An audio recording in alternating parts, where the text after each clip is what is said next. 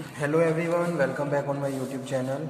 आज के सेशन में हम डिस्कस करेंगे institute involve in mineral resource production.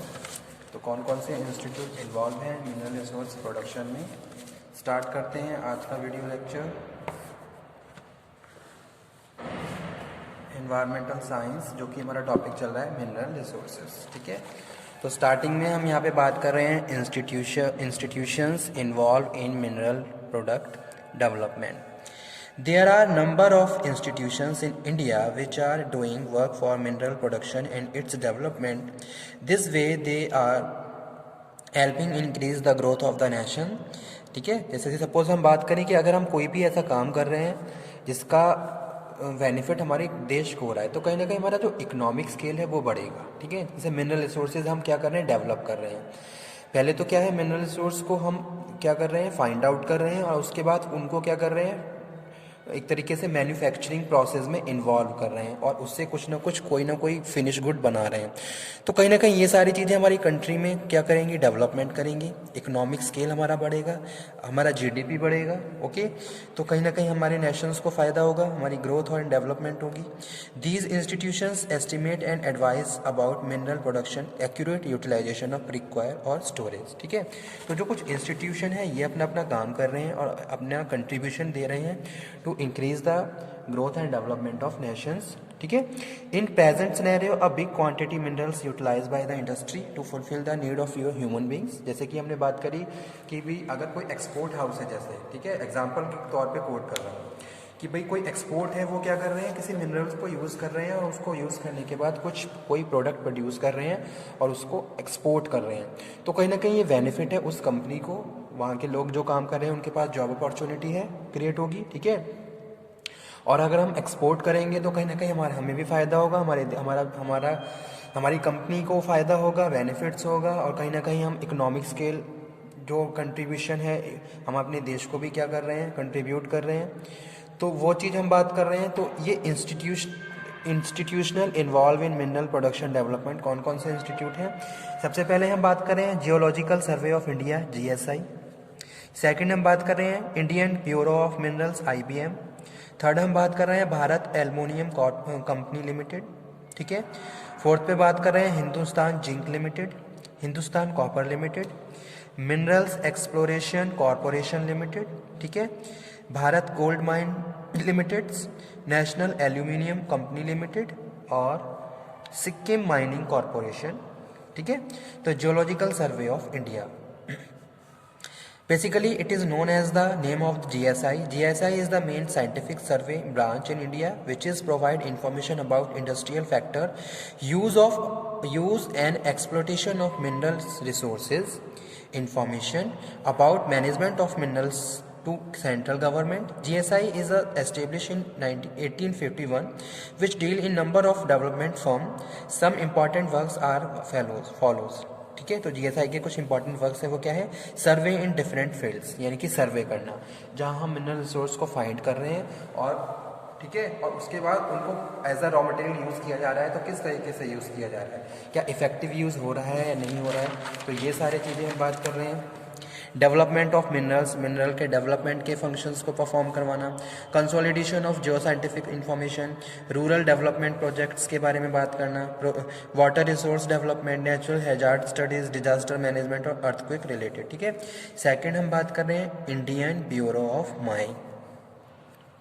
Indian Bureau of Mine is name of IBM. The main office of IBM is situated in Nagpur.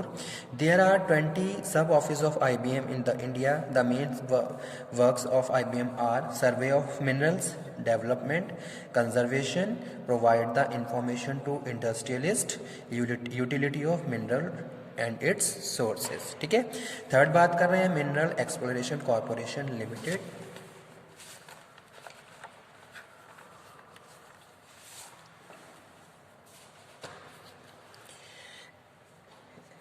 It is established in 1972 and named MECL. The government has main role of establish this organization. The main office of this organization is situated in Nagpur. MECL has two main objectives: systematic exploration of minerals, और second है to keep adjustment between the discovery of minerals and their unethical use. Okay. Fourth number पे बात कर रहे हैं national aluminium company limited. National Aluminium Company Limited is seventh biggest aluminium explorating organization. Is the registered office is situated in Bhubaneswar. Hindustan Copper Limited. It is only one industry of India which is deal in copper high percentage. HCL is started from the November 1967. Main office is situated in Rajasthan. ठीक है. Bharat Gold Mine Limited. It is only one BGML, Bharat Gold Mine Limited. It established in 1st April 1972. Its main office is in district Kolar, Karnataka. ठीक है. Bharat Aluminium Company Limited. Balco is established in November 27, 1965 in district Bilaspur of MP in the main work area Balco in Kolva. The company is merged by the Messrs Sterlite Industry Limited with the 51% of share by Indian government. After that, Hindustan Zinc Limited. 10th of January 1966 is the establishment date of this company. Okay, fulfill the demand of zinc and lead metals. The main office of HZL is situated in the Jaipur, Rajasthan. It is counted in private sector by the Indian government. ठीक है. Sikkim Mining Corporation is working in the mining and started in 1960. Mining of minerals utilizing conservation, accurate quantity, preservation are the main function of SMC. ठीक है. तो ये थी institutions जो काम कर रहे हैं डेवलपमेंट ऑफ मिनरल रिसोर्सेज. ठीक है. तो ये इंस्टीट्यूशंस के नेम आपको याद होने चाहिए. जैसे कि यहाँ पे मैंने एक डायग्राम बनाया है, institutional involve in mineral production.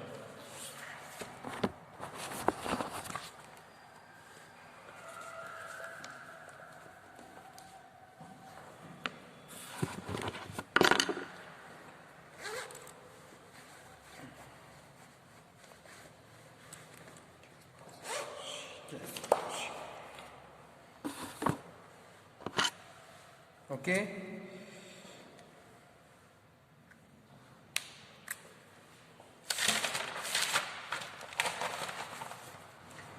उसके बाद जो टॉपिक है वो है over exploitation of mineral resources. तो जो हमारे जो मिनरल रिसोर्सेज हैं उनका over exploitation, why, what are the reason behind that. First one is continue growing population बढ़ रही है, जिससे नीड जो वांट है वो बढ़ रही है. अब उसको फुलफिल करने के लिए हम क्या करेंगे, उनको यूज़ करेंगे.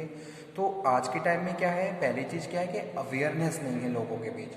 अगर हमारे पास जो भी रिसोर्सेज अवेलेबल हैं, अगर उसको हमने प्रॉपर यूज़ करें ताकि उनका एक्सप्लोटेशन ना हो, तो इस तरीके से भी हम क्या कर सकते हैं, उनको प्रॉपरली यूज़ कर सकते हैं. लेकिन आज के टाइम में क्या है, जो पॉपुलेशन है उनमें नॉलेज नहीं है, और साथ के साथ जो पॉपुलेशन बढ़ती जा रही है तो डिमांड को सेटिस्फाई करने के लिए हम क्या करते हैं, ओवर एक्सप्लोटेशन या ओवर यूटिलाइजेशन की प्रैक्टिसेस का सामना करते हैं. तो पहला पॉइंट यही है, कंटिन्यू ग्रोइंग पॉपुलेशन, जो कि क्या है, एक बहुत बड़ा कारण है किसका, over exploitation of mineral resources का. सेकंड स्टूडेंट, हम बात कर रहे हैं more demand in changing scenario. जैसे जैसे टाइम चेंज हो रहा है वैसे वैसे डिमांड बढ़ती जा रही है. जैसे कि हम बात करें, अगर हम अपनी कंट्री की डिमांड, उसके बाद हमारे पास बहुत सारे एक्सटर्नल ऑर्डर्स भी होते हैं जिनको फुल करना होता है. तो डिमांड बढ़ रही है तो कहीं ना कहीं ओवर एक्सप्लोटेशन बढ़ रहा है. तो डिमांड को सेटिस्फाई करने के लिए हम क्या करते हैं, इन सब चीज़ों को प्रैक्टिसेस को फॉलो करते हैं. उसके बाद है टेंडेंसी ऑफ कलेक्शन. एक टेंडेंसी है कलेक्शन की, ठीक है, कि भी हमारे पास ये सारी चीज़ों की कलेक्शन होना चाहिए.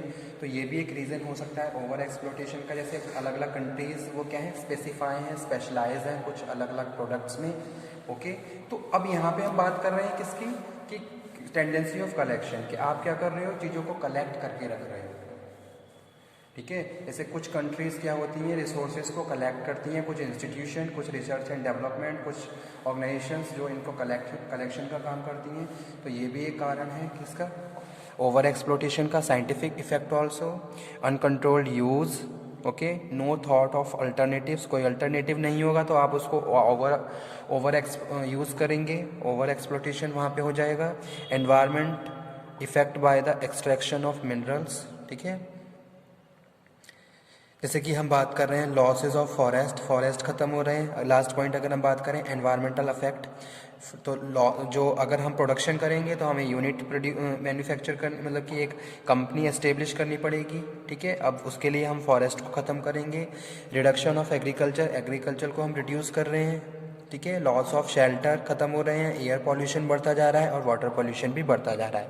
तो अगर इंडस्ट्री है कहीं तो वहाँ पे एयर पॉल्यूशन और वाटर पॉल्यूशन तो कॉमन है, लेकिन गवर्नमेंट ने बहुत सारे प्रोविजंस लगाए हैं, कुछ रूल्स एंड रेगुलेशंस जो इम्पोज किए गए हैं ताकि हम इन सब प्रैक्टिसेस को होने से बचा सकें, ठीक है। और उसके लिए कुछ स्पेशलाइज्ड अथॉरिटीज़ असाइन अपॉइंट की गई हैं ताकि इन सब प्रैक्टिसेस को होने से रोका जा सके, ठीक है। जो भी ओवर एक्सप्लोटेशन है रिसोर्सेज का उसको रोका जाए और सारी चीज़ों को प्रॉपरली बैलेंस तरीके से मैनेज किया जाए, ठीक है।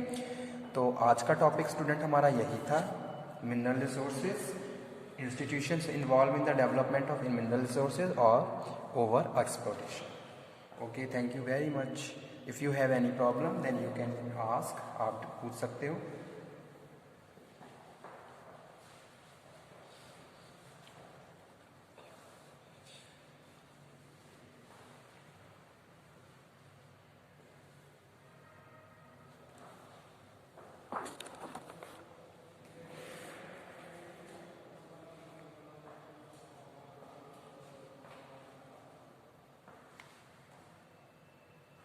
ओके स्टूडेंट, नेक्स्ट टॉपिक्स में हम डिस्कस करेंगे, हमारा नेक्स्ट लेक्चर में फूड रिसोर्सेज को स्टार्ट करेंगे, ठीक है। यूज़ ऑफ मिनरल्स की यहाँ पे हम बात कर ले रहे हैं। Fulfil the need, industrial factor, ठीक है, research and survey, corporate factors,